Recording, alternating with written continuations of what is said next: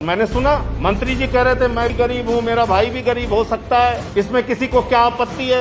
मंत्री तो गरीब है ही हैं। अब वो मंत्री जी कैसे गरीब है मैं एक एक करके आपके सामने बता रहा हूँ और कितने गरीब हैं। और 17 में मंत्री बनने के बाद उनकी गरीबी का प्रमाण है मेरे पास। उन्होंने अपने गरीबी के दिनों में क्या क्या किया। और आज मैं पूछना चाहता हूँ उत्तर प्रदेश के बेसिक शिक्षा राज्य मंत्री से और उत्तर प्रदेश सरकार के मुखिया आदित्यनाथ जी से कि ऐसे मंत्री को आपने अपनी सरकार में कैसे रखा हुआ है जिसने गरीब नौजवान की नौकरी खाई नंबर 1 और जिसने मंत्री रहते हुए अनाप शनाप तमाम जमीनें खरीदकर भ्रष्टाचार में आकंठ डूबा हुआ है जो मंत्री, उसको अभी आप अपनी सरकार में कैसे रखते हुए हैं। मुख्यमंत्री जी आप अपने आप को कहते हैं कि हम ईमानदारी की सरकार चला रहे हैं। ये आपकी ईमानदारी की सरकार, ये एक एक करके मैं बता रहा हूँ आपको। ये एक जमीन मंत्री जी ने खरीदी है जफर अली नाम के व्यक्ति से, जिसका मार्केट वैल्यू जिस जमीन की है 7 करोड़ रुपए।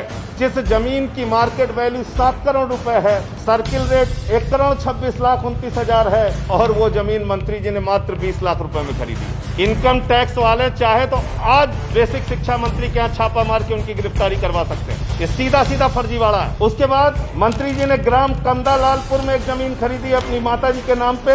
वो जमीन 12 लाख रुपए में खरीदी गई है, जिसका सर्किल रेट 65,45,000 रुपए है और जिसकी बाजार की वैल्यू कम से कम 5 करोड़ रुपए की है। तीसरी जमीन ग्राम इडवा, ये इसके विक्रेता हैं रमेश चंद और ये भी मंत्री जी के माता जी के नाम पे है कालंदी।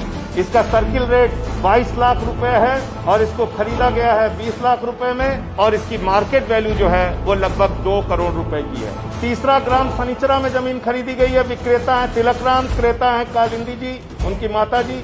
और ये जमीन जिसका सर्किल रेट 23,69,000 रुपए है, ये मंत्री जी ने खरीदी है 8 लाख रुपए में और इसकी मार्केट वैल्यू कम से कम 2 से 3 करोड़ रुपए है। और ये सारी जमीनें उत्तर प्रदेश के बेसिक शिक्षा राज्य मंत्री सतीश द्विवेदी जी ने मंत्री बनने के बाद खरीदी है।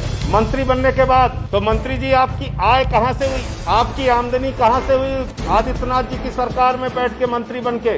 क्या बच्चे के जूते में जो फर्जीवाड़ा हुआ वो जूते वालों ने ये पेमेंट किया है? क्या इन जमीनों का पेमेंट जो गरीब बच्चों के लिए स्वेटर फटे हुए आए उन स्वेटर के पैसों से किया गया है? क्या गरीब बच्चों को जो नमक रोटी खाने के लिए दी गई और उस पर एक पत्रकार ने खुलासा किया तो उस पर मुकदमा कर दिया गया, वो मिड डे मील का पैसा खाकर ये जमीनें खरीदी गई हैं? क्या जो जर्जर बिल्डिंग उत्तर प्रदेश में गवाह है इस बात की कि कैसे उत्तर प्रदेश में शिक्षा के विद्यालय शिक्षण संस्थान बदहाल हैं, क्या उन पैसों से ये जमीन खरीदी गई और अभी तो ये शुरुआत है? ऐसे कई कागज मैं आने वाले दिनों में आप लोगों के सामने रखने जा रहा हूँ उत्तर प्रदेश के मंत्री से संबंधित जो अपने आप को गरीब कहते हैं। ये इनके गरीबी का प्रमाण पत्र। ये सारे मामले मैं उत्तर प्रदेश के लोकायुक्त में जांच के लिए देने जा रहा हूं। इसकी शिकायत करूंगा, लोकायुक्त में इस भ्रष्टाचार की शिकायत करूंगा और भी जो कागजात मिलेंगे उसको भी उसके साथ जोड़ूंगा। मंत्री को आदित्यनाथ जी को तुरंत बर्खास्त करना चाहिए। उनको 1 मिनट भी अपने पद पर बैठने का अधिकार नहीं है।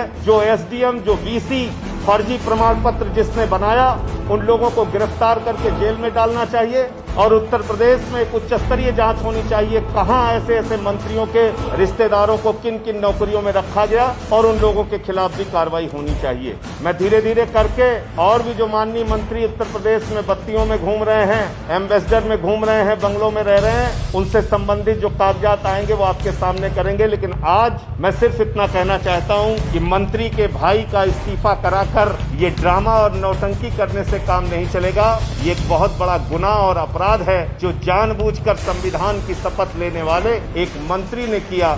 जो मंत्री 1621 शिक्षकों की मौत को 3 गिनता है, जो मंत्री उत्तर प्रदेश में शिक्षा की बदहाली के लिए जिम्मेदार है और तमाम जमीनें खरीद कर बैठा हुआ है, उस मंत्री के ऊपर कार्रवाई होनी चाहिए, उस मंत्री की जांच होनी चाहिए।